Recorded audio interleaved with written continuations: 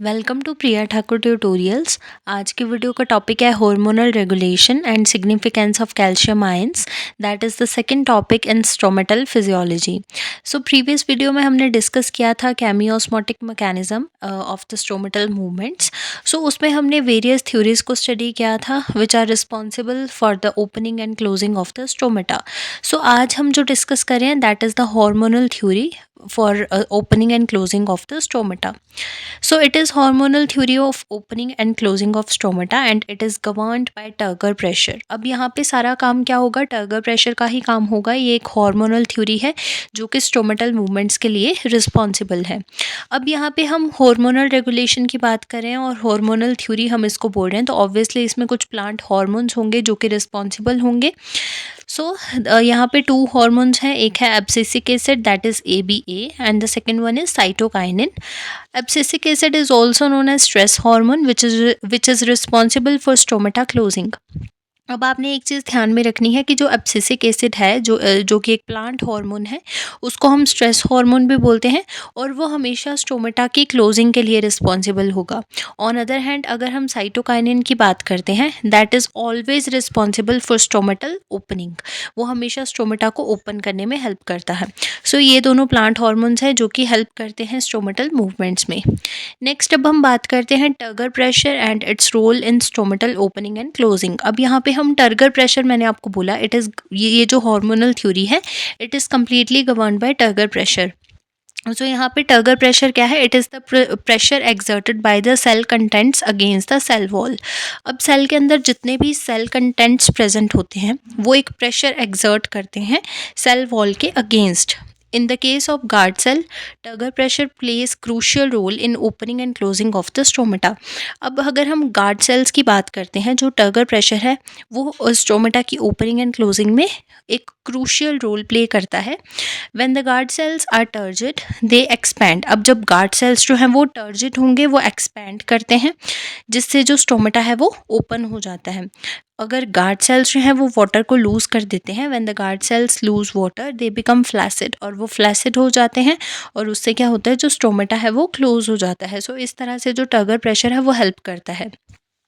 अब अगर हम मैकेनिज्म देखते हैं कि किस तरह से ओपनिंग एंड क्लोजिंग हो रही है, ठीक है, टर्गर प्रेशर की हेल्प से, तो क्या होगा, when the guard sales absorb water they become turgid and their shape changes. ठीक है, सबसे पहले क्या होगा, जो गार्ड सेल्स हैं वो जब वाटर को एब्जॉर्ब कर लेते हैं और वो टर्जिड हो जाते हैं और उसके बाद उनकी जो शेप है वो चेंज हो जाएगी। The change in the shape of guard cells causes the stomata to open. अब जब गार्ड सेल्स की जो शेप है वो चेंज होगी, उससे क्या होगा, जो स्टोमेटा है वो ओपन हो जाएगा, allowing for the Uptake of CO2 and release of O2 and H2O।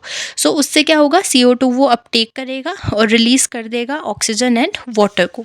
Then उसके बाद when the guard cell lose water they become flaccid and their shape changes back. अब जब गार्ड सेल्स जो है वो वाटर कंटेंट को loose कर देते हैं, उसके बाद वो फ्लैसिड हो जाएंगे और उनकी जो शेप है वो चेंज हो जाती है। The change in the shape of guard cells causes the stomata to close.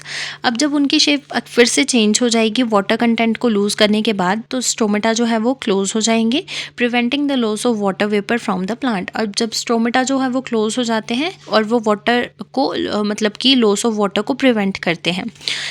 Next अब हम देखते हैं abscisic acid and stomatal closure. अब हम बात करते हैं अपनी हार्मोनल थ्योरी पे जाते हैं कि किस तरह से ये जो हमारे हार्मोन्स हैं, प्लांट हार्मोन्स हैं, ये हेल्प करते हैं स्टोमेटा की मूवमेंट्स में। तो मैंने आपको बताया कि जो AB है दैट इज़ एब्सिसिक एसिड, जिसको हम स्ट्रेस हार्मोन भी बोलते हैं, वो किस तरह से हेल्प करता है स्टोमेटल क्लोजर में। सो सबसे पहले हम देखते हैं एब्सिसिक एसिड को ही। So during the times of water stress the hormone ABA is produced by the plants to stimulate the closing of their stomata. अब देखो, जब वाटर स्ट्रेस का टाइम होता है उस टाइम पे क्या है, अब ये स्ट्रेस हार्मोन है, यहीं से आपने इस चीज़ को ध्यान रखना है कि जो एब्सिसिक एसिड है वो एक स्ट्रेस हार्मोन है। तो जब वाटर स्ट्रेस होगा प्लांट में, उस टाइम पे जो ABA है, एब्सिसिक एसिड है, उसको जो है वो प्लांट प्रोड्यूस करता है to stimulate the closing of their stomata. So अब हम देखते हैं step wise. Certain environmental conditions can cause water stress such as very high temperature और रिड्यूस्ड वाटर सप्लाई। अब रीज़न कोई भी हो सकता है वाटर स्ट्रेस का, मे बी वो इन्वायरमेंटल कंडीशंस हो सकती हैं लाइक वेरी हाई टेम्परेचर और या फिर reduced water supply. Guard cells have ABA receptors on their cells surface members. अब जो गार्ड सेल्स होते हैं उनमें ABA रिसेप्टर्स प्रेजेंट होते हैं उनके सेल सरफेसेस पे। ABA binds with these receptors inhibiting the proton pumps and therefore stopping the active transport of hydrogen ions out the guard sales. अब जो ABA होंगे वो रिसेप्टर्स के साथ बाइंड करते हैं और इनहिबिट कर देंगे प्रोटोन पंप्स को, देन उसके बाद stopping the active transport of hydrogen ions.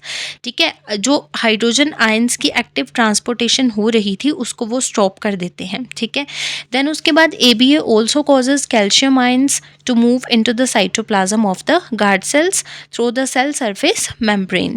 Then the calcium ions acts as a second messenger. अब यहाँ पे जो calcium ions आ रहे हैं ये act करते हैं as a second messengers. They cause channel proteins to open that allow negatively charged ions to leave the guard cells. अब उसके बाद क्या होगा, this loss of ions increases the water potential of the guard cell. अब ये जो ions का loss होगा वो क्या करता है, वाटर पोटेंशियल को इंक्रीज कर देता है गार्ड सेल्स के।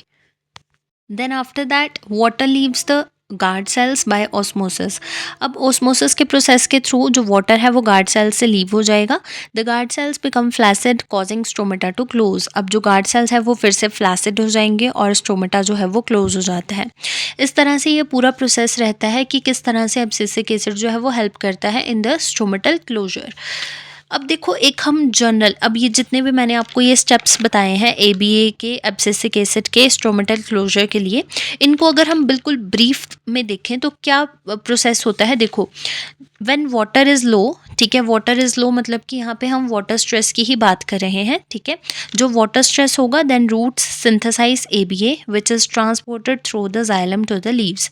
ठीक है, जब वाटर स्ट्रेस होगा प्लांट्स में उस टाइम पे जो प्लांट की रूट होगी वो सिंथेसाइज करती है एब्सिसिक एसिड को। ठीक है, जो कि ट्रांसपोर्ट होता है जाइलम के थ्रू लीव्स में।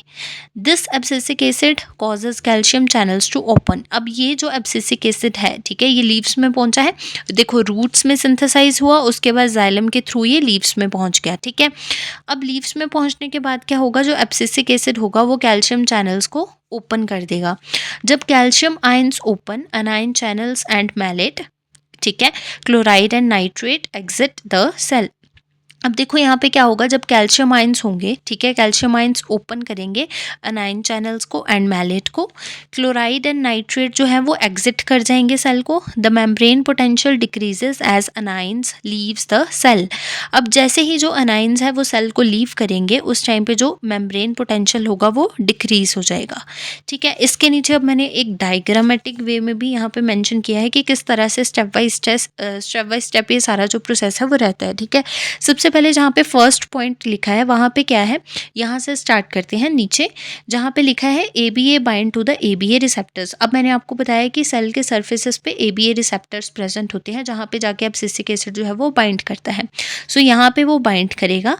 देन उसके बाद सेकंड स्टेप पे आ सकते हैं, calcium ions enter guard cells. ठीक है, क्या होगा, कैल्शियम चैनल्स जो है वो ओपन करेगा एब्सिसिक एसिड, तो जो कैल्शियम आयंस होंगे वो गार्ड सेल्स में एंटर करेंगे। उसके बाद थर्ड स्टेप में आ जाओ, potassium ions leave the guard sales, और जो पोटाशियम आयंस होंगे वो गार्ड सेल्स को लीव कर जाएंगे। देन उसके बाद आ जाओ फोर्थ स्टेप पे, उसके बाद क्या होगा, water leaves guard cells by osmosis. अब यहाँ पे जो वाटर होगा वो भी गार्ड सेल्स को लीव कर जाएगा ओस्मोसिस के प्रोसेस के through due to increased water potential in the guard cells. ठीक है, और रीज़न क्या होगा, वाटर पोटेंशियल का बढ़ना गार्ड सेल्स में। सो इस तरह से आप डायग्रामेटिक वे में भी ये मेंशन कर सकते हो। नेक्स्ट देखो यहाँ पे क्या है, ओपन एंड क्लोज्ड स्टोमेटा के डायग्राम यहाँ पे मेंशन है। ओपन स्टोमेटा में आप देख सकते हो जो गार्ड सेल्स है वो ओपन है, और क्लोज स्टोमेटा में जो गार्ड सेल्स है वो क्लोज्ड है। ठीक है, सो यहाँ पे एक फिफ्थ स्टेप जो मेंशन किया है वो ये है कि गार्ड सेल जो है, अब यहाँ पे हम क्लोजिंग की बात कर रहे हैं ना, तो पहले जो हमने 4 स्टेप्स बताए हैं, फोर्थ स्टेप हमारा क्या था कि जो वाटर है वो गार्ड सेल से लीव हो जाएगा ऑस्मोसिस के प्रोसेस के through due to increased water potential in the guard cell. अब यहाँ पे हम फिफ्थ स्टेप जो बता रहे हैं that is is the guard cells become flaccid. अब उसके बाद जो गार्ड सेल्स होंगे वो फ्लैसिड हो जाएंगे। अगर वो फ्लैसिड हो गए तो जो स्टोमेटा है वो क्या हो जाएगा, क्लोज हो जाएगा। सो इस तरह से आप पूरी एक डायग्राम वे में भी इस चीज़ को मेंशन कर सकते हो। नेक्स्ट हम बात करते हैं अब सेकंड हार्मोन की, that is the cytokinin which is responsible for the stomatal opening. ठीक है, अब ये चीज़ें हार्मोनल थ्योरी ही है, ठीक है, जिसमें आपके दो हार्मोन्स को हम स्टडी कर रहे हैं। एक तो एब्सिसिक एसिड है, दूसरा आपका साइटोकाइनिन है।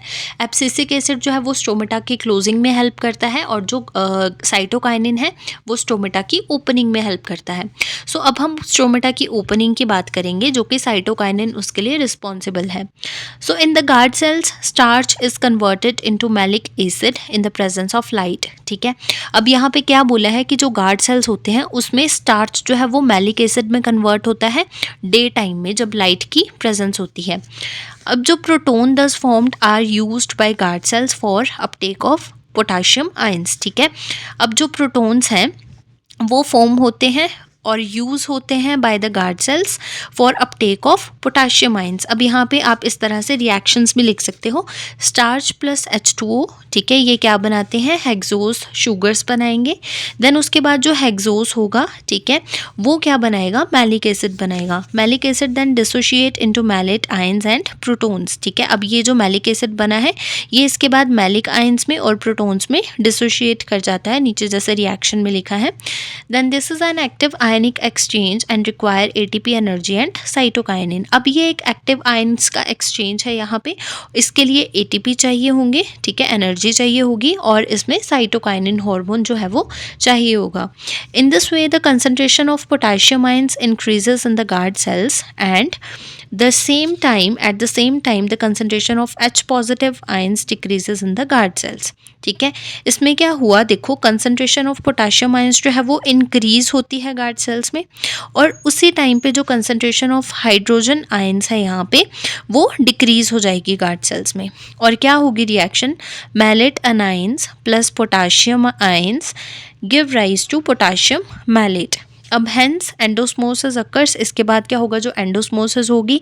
अब एंडोस्मोसिस जब भी होगी उस टाइम पे जो स्टोमेटा है वो हमेशा ओपन होते हैं। ठीक है, so endosmosis occurs, guard cells become turgid and kidney shaped and the stomata will open. ठीक है, जब गार्ड सेल्स जो है, अब देखो जब भी एंडोस्मोसिस होगी उस टाइम पे जो गार्ड सेल्स है वो हमेशा क्या होते हैं, ओपन होते हैं। उस टाइम पे जो क्या स्टोमेटास जो है वो हमेशा ओपन होंगे और जब एक्सोस्मोसिस होगी उस टाइम पे जो स्टोमेटा है वो हमेशा क्लोज होते हैं। ठीक है, और जब जब गार्ड सेल्स जो है वो टर्जिड होंगे उस टाइम पे वो स्टोमेटा को ओपन करते हैं और जब गार्ड सेल्स जो है वो फ्लैसिड होंगे उस टाइम पे वो स्टोमेटा को क्लोज करते हैं। सो इस तरह से जो साइटोकाइनिन है वो हेल्प करता है स्टोमेटा की ओपनिंग में। So this is all about the hormonal regulation and significance of calcium ions. ठीक है, इसमें आपने 2 हार्मोन्स को स्टडी किया जो कि रिस्पॉन्सिबल है स्टोमेटल मूवमेंट्स के लिए। उसके बाद आपने कैल्शियम आयंस का क्या सिग्निफिकेंस है आपने उसको स्टडी किया कि किस तरह से जो कैल्शियम आयंस है वो हेल्प करते हैं। ठीक है, so this is all about the hormonal regulation and significance of the calcium ions.